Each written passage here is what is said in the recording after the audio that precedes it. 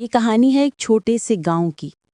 گاؤں کے کچے راستے، مٹی کی خوشبو، سادگی، خاموشی، اور انہی راستوں میں ایک بوسیدہ سا گھر تھا۔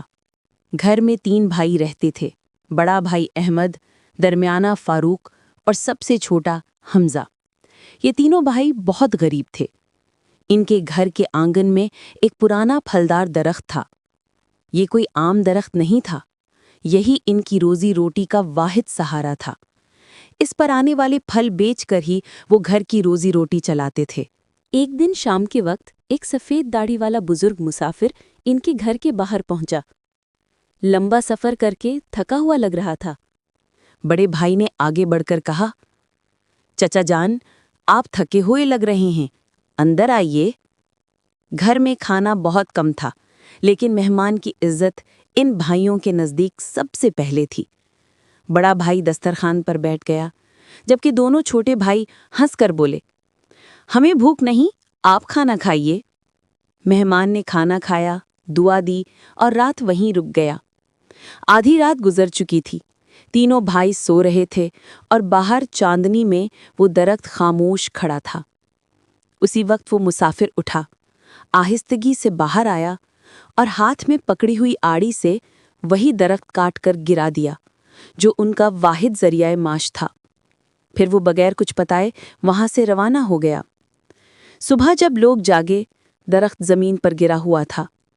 تینوں بھائی حیران، پریشان، دل ٹوٹے ہوئے، کیونکہ یہ درخت ہی ان کا واحد سہارا تھا۔ لیکن ان بھائیوں کے پاس اب شکایت کا کوئی فائدہ نہیں تھا۔ درخت جا چکا تھا۔ درخت کے چلے جانے کے بعد گھر چلانا مشکل ہو گیا۔ بھائیوں نے سوچا، اگر اب ہم ہاتھ پر ہاتھ رکھ کر بیٹھیں گے تو بھوک سے مر جائیں گے۔ اسی دن انہوں نے نئے راستے تلاش کرنے شروع کیے۔ احمد نے لکڑیاں بیچنے کا کام شروع کیا، فاروق نے مٹی کے برتن بنانا سیکھا، اور حمزہ نے محنت مزدوری اور چھوٹے موٹے کام کرنا شروع کر دیے۔ شروع میں بہت مشکل تھی، لیکن اللہ نے ان کی محنت میں برکت ڈال دی۔ آہستہ آہستہ ان کا روزگار بہتر ہوا، پھر بڑا ہوا، پھر اور بڑھتا گیا۔ چند سال گزرے اور وہی بوسیدہ گھر اب ایک عالیشان بنگلے میں بدل چکا تھا۔ تینوں بھائیوں کے پاس اپنی اپنی دکانیں تھیں، اپنا کاروبار تھا، اپنی پہچان تھی۔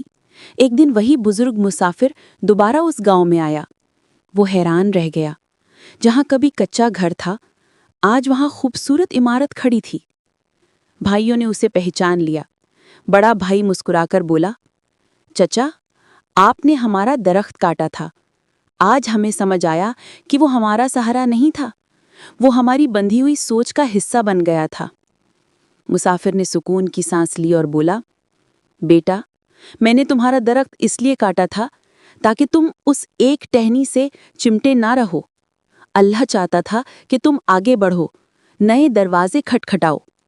اگر میں وہ درخت نہ کاٹتا تو آج تم اسی سائے میں بیٹھے ہوتے اور دنیا تمہارے ہاتھوں میں نہیں ہوتی۔ کہانی کا سبق۔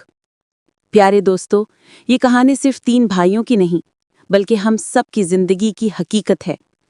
کبھی اللہ ہماری زندگی سے کوئی نعمت، روزگار، ملازمت، رشتہ یا سہارا چھین لیتا ہے۔ ہم سمجھتے ہیں کہ سب کچھ ختم ہو گیا، لیکن حقیقت میں یہ نئی شروعات کا دروازہ ہوتا ہے۔ یاد رکھیں، جب ایک دروازہ بند ہوتا ہے تو اللہ دوسرا کھولتا ضرور ہے۔ بس شرط یہ ہے کہ آپ گھبرائیں نہیں اور قدم بڑھائیں۔